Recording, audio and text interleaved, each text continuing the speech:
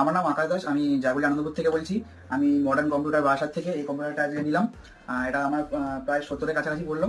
Service তো খুবই ভালো, সব থেকে বড় হচ্ছে কি ব্যবহারটা। কারণ বাবার সাথে আমি হয়তো কথা বলিনি, মেন কথা বলেছিলাম বাবার থেকেই শুনেছি।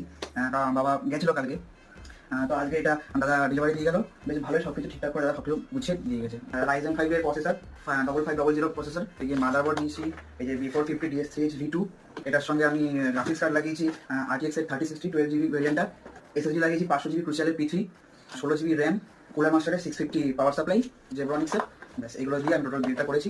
আর মনিটরটা হচ্ছে কি আমার এসআর নাইট্রো VG2401 165 হার্জের।